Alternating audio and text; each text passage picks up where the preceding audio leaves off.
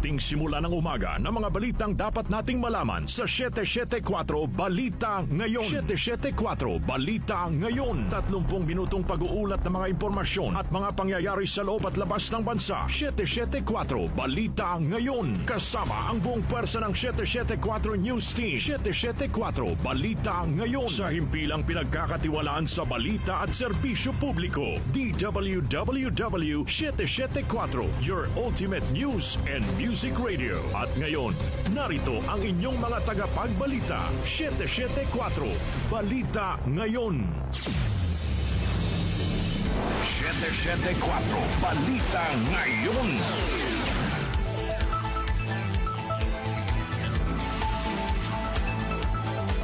Magandang umaga, Luzon, Visayas at Mindanao. Ngayon po ay araw ng Biyernes, July 10, 2026. Narito na ang 774 Balita Ngayon. 774 Balita Ngayon. At sa ating pong mga headlines. Senate Impeachment Court nag-issue na ng sabina sa Chief of Staff ni Vice President Sara Duterte na si Attorney Zuleika Lopez. Pagpapaharap kay Attorney Zuleika Lopez bilang hostile witness sa impeachment trial ni VP Sara Duterte, hamon sa prosecution team ayon sa isang political analyst. Malacanang hinamon ng kampo ni VP Sara Duterte na patunayan ang sinasabing Operation Romanov. DSWD nakaalerto na sa posibleng epekto ng bagyong Inday. 2024 performance-based bonus ng mga kwalipikadong kawani ng gobyerno tiniyak ng palasyo na matatanggap na ngayong taon. Korte Suprema ibinasura ang petisyon laban sa NCAP sa Metro Manila. Metro News sa food packs at evacuation center sa Metro Manila nakahanda na sa inaasahang epekto ng bagyong Inday. SciTech, pagdami ng isdang flower horn sa Lake Sampaloc, banta sa biodiversity at kalusugan ng publiko, patay sa isang pag-aaral. Lifestyle News, eligibility rules para sa digital nomad visa mas pinadali ng South Korea. Sa ating music trivia ngayong petsa, nakuha ng The Rolling Stones ang kanilang kauna-unahang #1 hit sa US single chart. Anong awiting ito? Mamaya alamin. Balitang kakaiba, mayor sa Mexico nagpanggap na nakidnap upang makakulimbat ng pera sa pondo ng bayan. Oras po natin, 6:36 ng umaga. Kami po ang inyong tagapagbalita, Darlene Olanyo. At Daryl Justin. Narito naman ang detalye ng mga balita. 774 Balita Ngayon. Update po muna tayo sa bagyong Inday. Patuloy po na humihina ang bagyong Inday habang mabilis na kumikilos pa hilagang kanluran sa silangang karagatan ng Batanes. Sa latest weather bulletin po ng Pag-asa, nakasaad na huling namataan ng sentro ng bagyo sa layong 620 kilometers silangan ng Basco, Batanes. Taglay ang pinakamalakas sa hangin nga abot sa 150 kilometers per hour malapit sa gitna at pagbugso nga abot naman sa 185 kilometers per hour na kumikilos pa hilagang kanluran sa bilis na 20 kilometers per hour. Dahil po dito, nakataas ang Tropical Cyclone Wind Signal number 2 sa ilang bahagi ng Luzon, particular po sa Batanes, eastern portion ng Babuyan Islands at northeastern portion ng mainland Cagayan.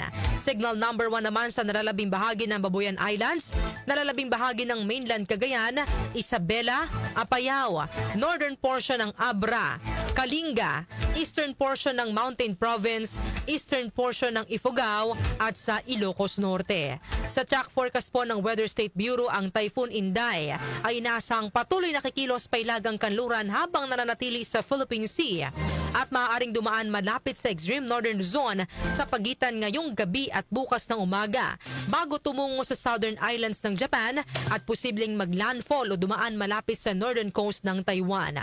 Inaasang mananatili ang bagyo sa typhoon category hanggang sa lumabas ito ng Philippine Area of Responsibility o PAR. Tinatayang lalabas ang bagyong Inday sa PAR bukas ng umaga o hapon at maaaring maglandfall sa eastern coast ng mainland China bukas ng gabi o linggo ng madaling araw, July 12. 774 Balita Ngayon. Dahil nga po sa banta ng masamang panahon, ilang lugar sa bansa ang nagsuspende ng klase ngayong araw ng Biyernes, July 10, 2026. Dahil nga po sa posibleng epekto ng habagat na pinaigting ng bagyong Inday. Sa Luzon po, lalo na dito sa National Capital Region, suspendido po ang klase sa Caloocan, face-to-face classes po sa lahat ng antas sa mga pampubliko at pribadong paaralan at nag-shift po ito sa alternative delivery mode o asynchronous classes. Sa Las Piñas naman po, all levels public at private, suspendido po ang pasok. Sa lungsod ng Mandaluyong, wala pong pasok preschool hanggang senior high school, ALS sa mga pampubliko at pribadong paaralan. Sa Malabon din, all levels public at private at nag-shift po ito sa alternative delivery mode. Sa lungsod ng Maynila, kinansela po ang klase sa kinder hanggang senior high school sa lahat ng pampubliko at pribadong paaralan. All levels po public and private, walang pasok sa Marikina, Muntinlupa at lungsod ng San Juan. Samantala sa Navotas naman, preschool hanggang senior high school sa mga pampubliko at pribadong paaralan at nag-shift din po ito sa alternative delivery modes. Sa lungsod ng Parañaque, all levels public and private schools walang pasok. Sa bayan ng Pateros, Child Development Center hanggang senior high school. Sa mga public at private schools sa Quezon City, mula preschool hanggang senior high school. Sa mga pampublikong paaralan lamang. At sa Valenzuela naman, all levels public at private, wala pong pasok ngayong araw na ito. Sa Ilocos Region naman, sa Pangasinan, wala pong pasok sa lahat ng antas public at private schools sa Lingayen, Basista at Malasiki. Samantala sa Region 3 naman, sa probinsya ng Aurora, all levels public at private ay wala pong pasok ngayon araw. Sa lalawigan naman po ng Pampanga, sa Macabebe, all levels public at private schools. Sa San Simon, elementary hanggang senior high school sa mga public at private schools. Ngayon naman sa may Calabarzon, sa lalawigan ng probinsya ng Cavite, sa Alfonso, Amadeo, Bacoor, Dasmariñas at Imus, wala pong pasok, all levels public at private. Sa General Emilio Aguinaldo, kasama din po yan sa all levels public at private na suspended ang classes, maging sa General Trias. Sa Indang, mula kindergarten hanggang elementary po sa lahat ng public at private schools. Habang sa Kawit naman, Mendez, Naik, Noveleta, Rosario, Silanga, Tagaytay, Tanza, Ternate at 13 Martes, lahat po ng mga nabanggit na lugar sa Cavite, wala pong pasok, all levels public at private. Sa lalawigan na probinsya naman po ng Laguna, sa San Pablo, all levels public at private schools, wala rin pong pasok sa araw na ito.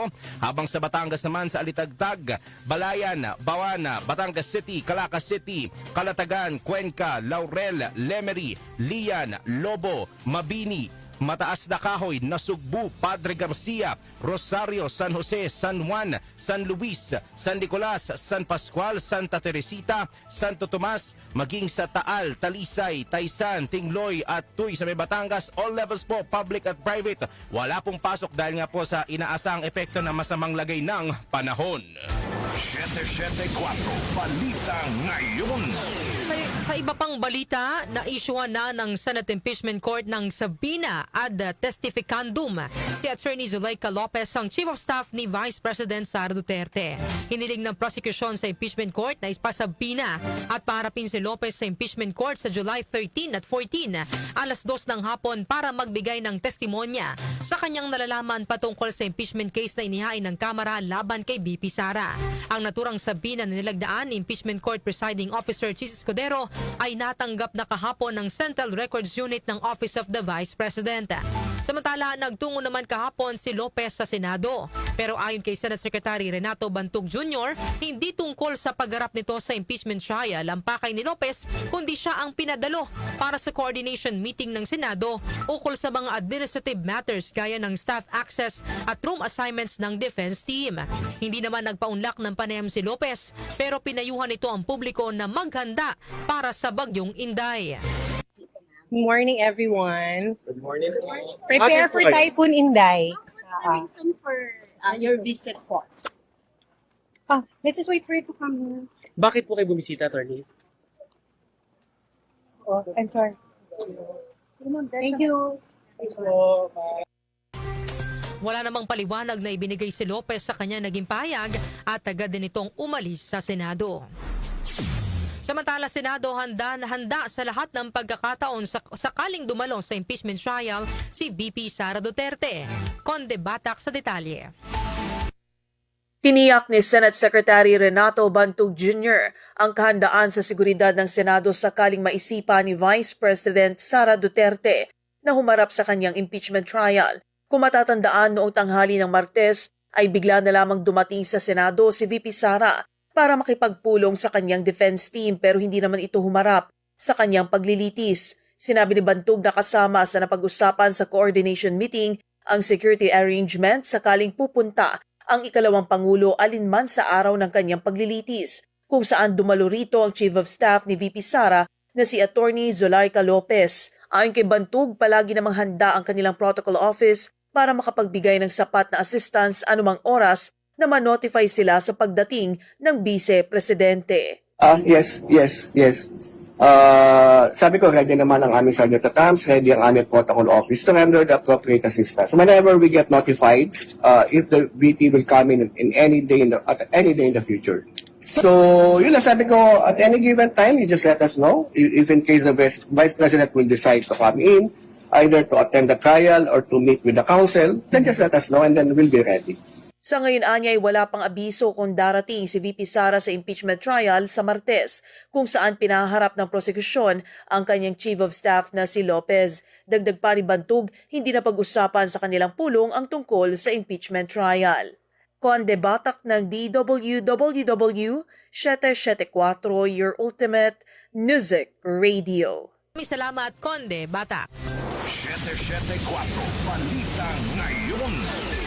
Magiging malaking hamon sa prosecution team ang pagpapaharap sa impeachment trial bilang hostile witness sa Chief of Staff ni Vice President Sara Duterte si Attorney Zulaika Lopez. Sa panayam ng DWWW sa political analyst na si Attorney Edward Chico, sinabi nitong dahil hindi kakampi ng prosekusyon si Lopez, kailangang mahusay ang pagpresenta nito ng mga dokumento at mga ebidensya upang mapalitaw ng prosekusyon ang nais nilang palitawin. Gayunman sinabi ni Chico na hindi niya nakikita kung bakit kailangang ipresenta ng prosekusyon bilang witness si Lopez dahil ang issue naman na tinatalakay ay ang naging pagbabanta umano ni VP Sara sa buhay ni Pangulong Ferdinand Marcos Jr., First Lady Liza Araneta Marcos at dating House Speaker Martin Romualdez. Ayon pa kay Chico, ang dapat pagtuunan ng pansin ng prosekusyon ay ang pagpapatunay na isang grave threat ang ginawa ng pangalawang Pangulo. Kinukonsidera siya na hostile witness. Mahirap kasi ang hostile witness dahil hindi mo kakampi. So pag pinatawag mo yan, dapat mahusay ang pagka-present mo, kumpleto ka ng dokumento, kumpleto ka ng ebidensya that may actually be used against her para mapalitaw mo yung dapat mong palitawin. Although, honestly, hindi ko rin naintindihan kung ano yung sobrang value ng pag-present sa kanya. Ano bang pwede nilang itanong doon? Ang pinaka-issue dito naman yung utterances that were actually made by the Vice President. So, hindi ko maintindihan kung ano yung masyadong magiging value noon. Kailangan ba nilang palabasin na may basis yung paghuli sa kanya? But if so, does it matter? Pwede mo ba sabihin walang katwiran ng outburst kasi talaga namang may kasalanan siya? Yung mga ganon. So, sa tingin ko, ang pinaka-importante talaga nilang i-focus dito, mabigyan nila ng katotohanan that it was actually a grave threat. That was actually done by the Vice President. Yan po ang tinig ng political analyst na si Attorney Edward Chico. 774 Balita Ngayon. Hinamo naman ng Malacanang ang kampo ni Vice President Sara Duterte na maglabas ng matibay na ebidensya upang patunayan ang umano'y Operation Romanov na sinasabing banta sa kanya at sa kanyang pamilya.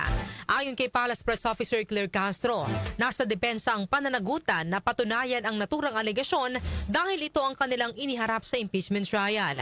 Inihayag ni Castro na agad nagpadala ng liham noon sa Vice Presidente ang National Bureau of Investigation o NBI kaugnay ng sinasabing death threats, ngunit hindi anya tumugon si VP Sara.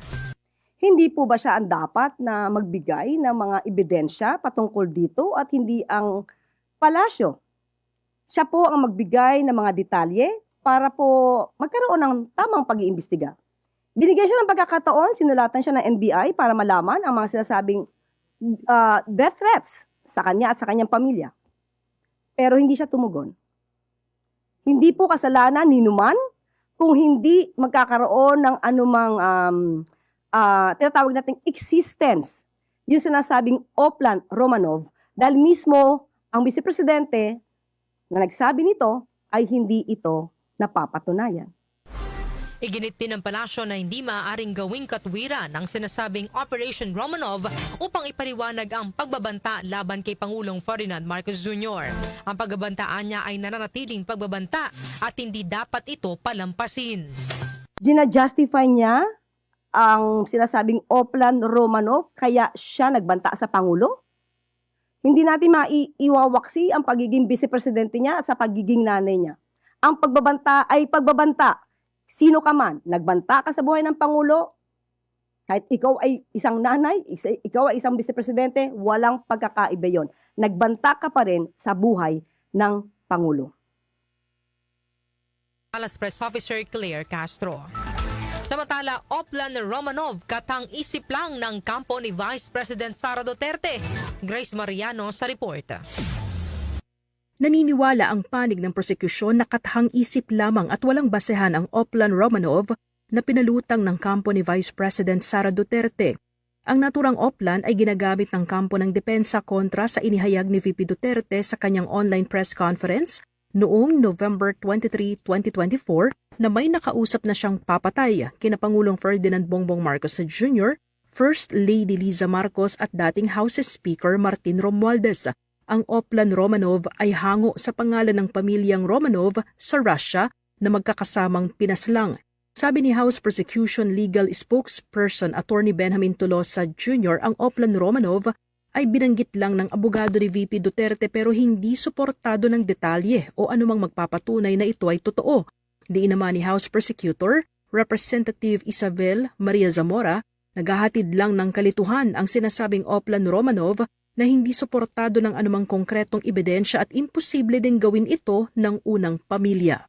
Itong Oplan Romanov, sa paglilitis na to, narinig lang ho natin to dun sa isang naging statement ng Defense Counsel. So maliwanag, wala hong kahit na anong ebidensya na nalalapag dito sa paglilitis na to na mapatunayan to in any way. Litong-lito nga kami noon dyan sa Romanov na yan eh.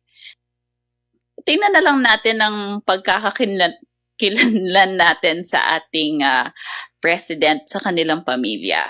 I don't think that anyone would think that these words relating to assassination, massacre, all of that would come from the first family. Katang isip po ng kabilang partido. Yeah. Okay. Dahil Hindi sila mag-imagine. wala naman pong napatunayan na may ganong plot sa kanila. Yan ang pahayag ni Attorney Tolosa at Representative Zamora mula sa panig ng prosekusyon. Ito si Grace Mariano para sa DWWW 774, your ultimate music radio. Maraming salamat, Grace Mariano.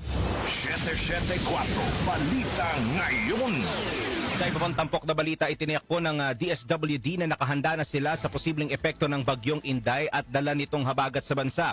Ayon kay DSWD spokesperson Assistant Secretary Irene Dumlao, nakahanda na ang kagawaran na umalalay sa mga lokal na pamahalaan na maaaring maapektuhan ng bagyong Inday. Inihayag ni Dumlao na sa ngayon ay aabot na sa mahigit 4.7 million family food packs ang naka-preposition na sa iba't ibang bahagi ng bansa. Sinabi pa ni Dumlao na mayroon ding ready-to-eat food boxes na nakahanda sa mga pangunahing pantalan sa bansa at mayroon ding mga non-food items na naka-preposition na sa kanilang mga warehouse. Binanggit din ni Dumlao na natapos na nila ang delivery ng karagdagang family food pack sa probinsya ng Batanes bilang paghahanda sa pagtama ng bagyo. Samantala, mga sundalo tumulong sa paglikas sa mga kababayan nating binaha sa Barm at Sultan Kudarat. Detalye ihahatid ni Angel Garcia. Agad na tumulong ang mga sundalo ng 6th Infantry Division at Joint Task Force Central sa mga residenteng naapektuhan ng malakas na pag-ulan at pagbaha sa ilang lugar sa Barm at Sultan Kudarat. Katuwang ang mga LGU, MDRRMO, mga opisyal ng barangay at iba pang responders. Nagsagawa ang mga sundalo ng monitoring, assessment at pag-aalalay sa mga residenteng naapektuhan ng pagbaha. Nanguna sa humanitarian at disaster response operation ang mga tauhan ng 601st Infantry Brigade, 603rd Infantry Brigade at 1st Marine Brigade. Tinulungan ng mga sundalo ang mga na-stranded na mga residente at mga pamilyang naapektuhan ng pagbaha habang nagsagawa na rin sila ng inspeksyon sa mga flood-prone area at patuloy na minamonitor ang pagtaas ng tubig sa Ampatuan, Datu Abdullah Sangki, Talayan at South Upi sa Maguindanao del Sur, gayon din sa Datu Odin Sinsuat, Barira at Parang sa Maguindanao del Norte at Balimbang at Lebak sa Sultan Kudarat. Nananatili ding naka-alerto ang iba pang disaster response units ng 6th Infantry Division at Joint Task Force Central at patuloy na nagbabantay sa kanilang nasasakupan upang agad na makapagresponde kung kinakailangan. Angel Garcia ng DWWW 774, your ultimate music radio. Maraming salamat, Angel Garcia. 774 Balita Ngayon. Tiniyak naman ng Malacanang na matatanggap na ngayong taon ng mga kwalipikadong kawani ng gobyerno ang kanilang 2024 Performance-Based Bonus o PBB matapos aprubahan ni Pangulong Ferdinand Marcos Jr. ang pagpapalabas nito. Ayon kay Palace Press Officer Claire Castro, sisimulan na ang pagproseso ng bonus at maaaring mas maagang maipamahagi ito sa ilang ahensya depende sa bilis ng kanilang proseso. Sinabi rin ni Castro na nakalaan na ang pondo para rito sa 2026 General Appropriations Act o GAA. Para maging kwalipikado sa PBB, kailangan makakuha ang isang ahensya ng hindi bababa sa 70 points sa performance assessment. Inaasang maglalabas ng hiwalay na guidelines sa mga kinaukulang ahensya para sa implementasyon at pagpapalabas ng bonus sa mga kwalipikadong empleyado. Samantala, pagkakatalaga kay dating DILG Secretary Benner Abalos bilang Cabinet Secretary, dinipensahan ng palasyo. Report mula po kay Chanel Salazar. Dinipensahan ng Malacanang ang pagkakatalaga ni Pangulong Ferdinand Marcos Jr. kay dating DILG Secretary Benhur Abalos bilang bagong Cabinet Secretary. Ayon kay Palace Press Officer Claire Castro, saklaw ng kapangyarihan ng Pangulo ang pagtalaga ng mga opisyal at pagre-reorganisa ng executive branch. Dahil dito, hindi na kailangan ng panibagong executive order para sa appointment ni Abalos. Sinabi rin ni Castro na binigyan ng Pangulo ng bagong mandato ang posisyon ng Cabinet Secretary. Sa halip ng mga siwa sa mga cabinet meeting, tututukan ni Abalos ang pagtiyak na naipararating at nararamdaman ng mga Pilipino ang mga programa at serbisyo ng pamahalaan. Inatasan din siyang maging kinatawan ng Pangulo sa pagbisita sa iba't ibang bahagi ng bansa, lalo na sa mga lugar na hindi na personal mapupuntahan ni Pangulong Marcos. Ako si Chanel Salazar ng DWWW 774, your ultimate music radio. Salamat, Chanel Salazar. 774 Balita Ngayon.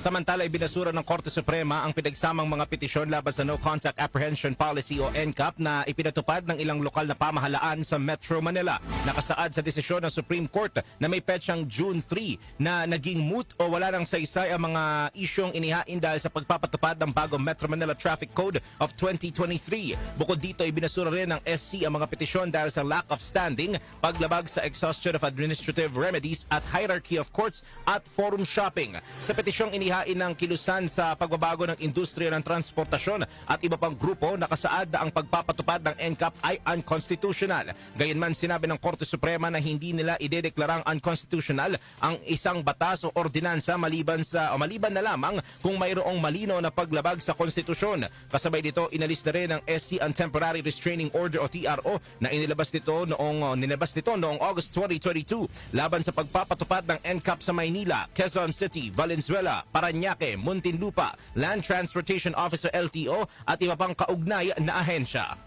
Samantala, pag-dismiss ng Korte Suprema sa mga petisyon laban sa NCAP, hindi ibinatay sa merito. Narito ang detalye mula kay Gina Mape.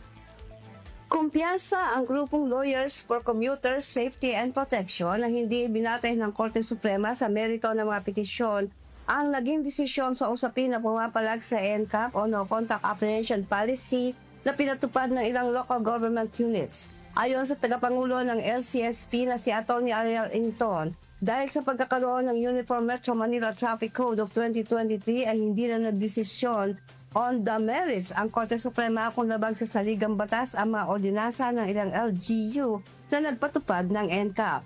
Ngunit nilinaw din anya ng Korte Suprema na ang pag-dismiss sa petisyon na diniklarang moot and academic ay hindi nangangahulugan na ang konestyong NCAP ay balido. Isa ang Lawyers for Commuters Safety and Protection sa mga tumutol sa implementasyon ng NCAP ng ilang LGUs. Ngunit sinabing sila ay hindi isa sa mga petitioner. Kung maayos, anya, ang implementasyon ng NCAP ay suportado ng grupo ng mga abogado. Ang pinalagan lamang anya ng LCSP kasama ang mga motorista at mga transport group ay ang NCAP ng mga LGU na may kapartner na private companies na mas malaki ang porsyentong nakukuha sa mga bayad ng huli ng NCAP. Bagay na nagpalaki sa mga multa ng mga motorista. Ako si Gina Mape ng DWWW 774, your ultimate music radio. Maraming salamat, Gina Mape. 774 Balita Ngayon. Oras po natin, 2 minuto bago mag alas 7 ng umaga. Kami po ang inyong tagapagbalita, Darlene Olanyo. At Daryl Justin. 774 Balita Ngayon. Metro News. Metro News. Sa ating pong Metro News, food banks at mga evacuation centers sa Metro Manila nakahanda na sa inaasahang epekto ng bagyong Inday. Detalye po ang hatid ni John Bakiran. Inihayag ni Metro Manila Council President at San Juan City Mayor Francis Zamora na naka-standby na ang mga food packs at evacuation centers sa National Capital Region bilang paghahanda sa bagyong Inday. Kasunod dito, nagpaalala si Zamora sa publiko, lalo na sa mga kailangang mag-evacuate na huwag nang antayin na tumaas ang tubig bago lumikas. Anya, delikado ito at delikado rin para sa mga magre-rescue. Matatandaan na una nang nagpulong ang Metro Manila Disaster Risk Reduction and Management Council kung saan inilatag ang mga isasagawang aksyon ng iba't ibang LGUs. Ako po si Jonah Bakira ng DWWW 774 Ultimate Music Radio. Maraming salamat, John Bakiran. Foreign exchange rates. Foreign exchange rates. Narito na po ang update natin sa ating foreign exchange rates. Ang palitan po ng piso kontra dolyar ay nasa 61 pesos and 55 centavos. Nasa 70 pesos and 30 centavos naman ang palitan ng piso kontra euro, habang ang British pound ay nasa 82 pesos at 45 centavos. Ang palitan naman ng piso kontra Saudi Riyal ay nasa 16 pesos and 39 centavos, habang ang Japanese yen naman ay nasa 38 centavos. Lotto results. Lotto results. Update naman po tayo sa resulta ng Lotto. Iatid po sa atin ni Jackie Maestrado Rubio. Ang bahaging ito ay hatid sa inyo ng Philippine Charity Sweepstakes Office. Pagkakaisa para sa hawang gawa. Narito ang recap ng resulta ng July 9, 2026 draw ng Super Lotto 649 at Lotto 642 ng Philippine Charity Sweepstakes Office. Ang winning number combinations para sa Super Lotto 649 ay 44, 23, 21, 16, 36, at 10. Muli ang winning number combinations ay 44, 23, 21, 16, 36, at 10. Mayroon itong jackpot prize na 63,053,297 pesos and 45 centavos. Sa Lotto 642, ang winning number combinations ay 38, 29, 27, 28, 42, at 2. Muli, ang winning number combinations ay 38, 29, 27, 28, 42, at 2. At may jackpot prize ito na 10 million pesos. Yan ang recap ng resulta ng July 9, 2026 draw ng Super Lotto 649 at Lotto 642 ng Philippine Charity Sweepstakes Office. Para sa 9 p.m. jackpot estimates mamayang gabi.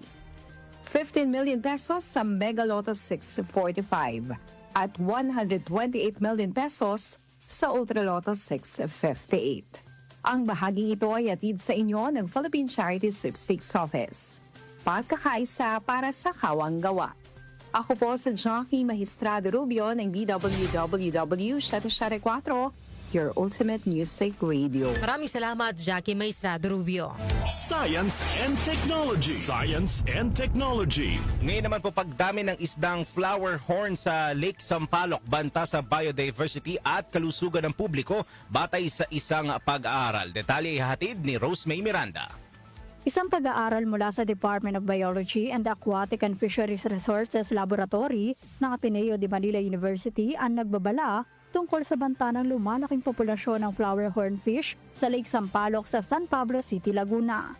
Ayon sa mga mananaliksik, ang nabanggit na isda na dati ornamental fish lamang ay nakatakas sa lawa noong panahon ng malakas na bagyo na naging bahagi na rin ng lokal na aquaculture dahil sa sinasadya itong alagaan at ibenta na nagpapatuloy sa pagdami nito. Ang golden hued fish ay kilala sa pagiging agresibo sa kanilang teritoryo na nagiging dahilan upang mahirapan ng mga native species tulad ng ayungin na mabuhay at magparami.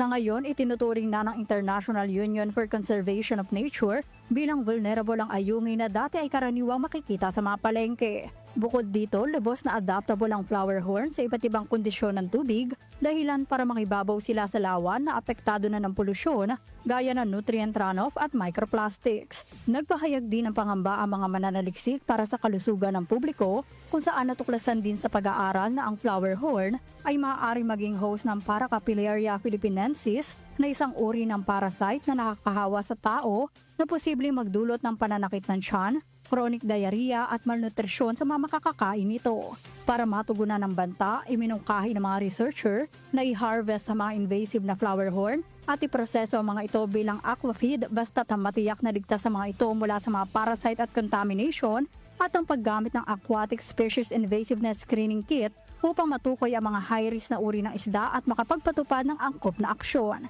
Binigyan din pa ng mga mananaliksik na nangangailangan na nagkakaisang aksyon ng komunidad, mga mambabatas at research institutions para protektahan ang ating mga aquatic ecosystem. Pangalagaan ng kapaligiran para sa magandang kinabukasan.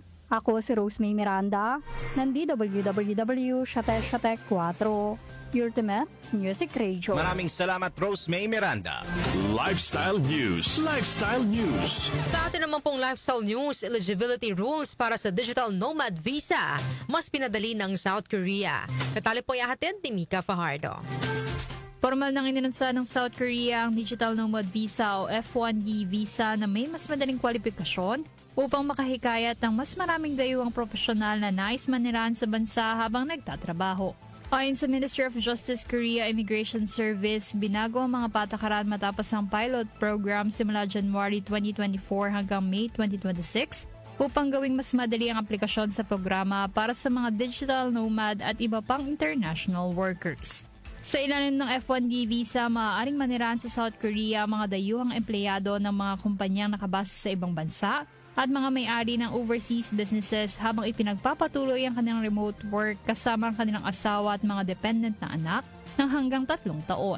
Mas pinadali na rin ang income requirement ng visa dahil maaaring nang mag-apply ang ilang aplikanteng may mas mababang kinikita depende sa kanilang edad at sa lugar na balak nilang terhan, lalo na kung ito ay nasa labas ng Greater Seoul area o sa mga rehiyong may bumababang populasyon. Sinabi ni Justice Minister Jung Sung-ho na layunin ng programa na bigyan ng pagkakataon ng mga foreign professionals mula sa iba't ibang panig ng mundo na maranasan ang pamumuhay sa South Korea at mahikayat silang maging bahagi ng paglago ng bansa. Ako po si Mika Fajardo ng DWWW Shate 4, your ultimate music radio. Maraming salamat, Mika Fajardo. Music Trivia. Music Trivia. Ngayong petsa naman po nakuha ng The Rolling Stones ang kanilang kauna-unahang #1 hit sa US single charts. Anong awitin ito? Alamin natin sa Music Trivia ni Kenny Gacosta. Blessed Friday morning, narito na ang hatid ko sa inyong Music Trivia. Ngayong petsa na ito, July 10 taong 1965, nagsimula ang 4 na linggong pananatili sa #1 spot sa US singles chart ng awiting I Can't Get No Satisfaction ng English rock band na The Rolling Stones. Ang awitin ay isinulat ng mga miyembro ng banda na sina Mick Jagger at Keith Richards at ikinonsidera ng panahon na yon bilang greatest hooks of all time dahil sa lyrics nito na tumutukoy umano sa sexual frustration at commercialism. Unang nirelease ang awitin bilang single sa US noong June 1965 at na-feature din sa American version ng 4th studio album ng The Rolling Stones na Out of Our Heads na nirelease naman noong July ng taon din na yon. Sa kabila ng pangunguna sa US singles chart, pinatugtog lamang sa mga pirate radio station sa UK ang naturang kanta dahil sa lyrics nito na ikinukonsidera bilang too sexually suggestive. Ngunit nang lumaon, pumasok na rin sa UK singles chart at naabot pa nito ang #4 spot. Noong 1998, iniluklok ang awitin sa Grammy Hall of Fame, habang noong 2006 naman ay ito ang natatanging recording ng The Rolling Stones na nadagdag sa listahan ng National Recording Registry of the Library of Congress, kung saan prepreserba ang mga piling audio recordings ng iba't ibang artists dahil sa kanilang cultural, historical o aesthetic significance. Noong 2021, napasama rin ang I Can't Get No Satisfaction sa listahan ng The 500 Greatest Songs of All Time ng Rolling Stone Magazine. At yan, hatid ko sa inyo music trivia. Ako po si Kenny Gacosta ng DWWW 774, your ultimate music radio. Maraming salamat, Kenny Gacosta. Balitang kakaiba! Sa atin naman pong balitang kakaiba. Inaakusahan ng mayor ng isang bayan sa Mexico ng pamimeke ng sariling pagkidnap upang makakulimbat ng aabot sa 40 million Mexican peso mula sa pondo ng bayan. Noong May 31 ay ulat na dinukot ng 3 armadong lalaki si Tenan 5 Mayor Nancy Napoles at persahang ipinasok sa isang sasakyan. Dahil sa mabilis na pag-uulat ng mga nakasaksi, agad na nagkasa ng operasyon ng mga pulis at kalaunan ay natagpuan ng mayor na ligtas sa isang kalsada. Sa pagsasagawa ng investigasyon ng mga otoridad, napansin ang maraming hindi tugmang detalye sa testimonya ng alkalde. Ayon kay Napoles, humingi umano ang mga dumukot sa kanya ng 40 million Mexican pesos bilang ransom at pinayuhan pa siyang kunin ito mula sa pondo ng munisipyo. Kalauna, natuklasan ng mga investigador ng asawa at kapatid mismo ng mayor ang nakipag-ugnayan at nagbayad sa mga kidnapper upang isagawa ang peking kidnapping. Layunin umano nitong palabasin na ginamit ang pondo na pambayad sa ransom upang pagtakpan ang kaso ng embezzlement o pangungulimbat ng pondo na pinlano umano mismo ni Napoles. Itinanggi naman ni Napoles ang paratang at iginiit na politika lamang ang nasa likod ng akusasyon. Yan po ang ating balitang kakaiba ngayong araw po ng Friday.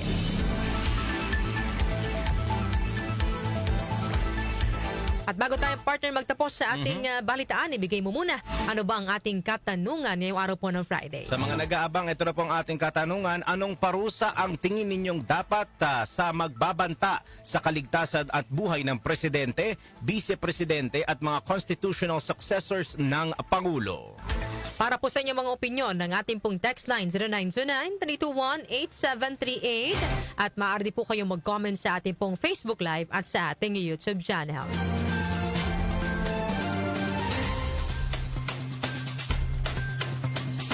Inyo pong narinig ang mga may init na balita ngayong araw po ng Biyernes, July 10, 2026. Kami po ang inyong tagapagbalita, Darlene Olanyo. At Darrell Justin. Napasa inyo ang 774 Balita Ngayon. 774 Balita Ngayon.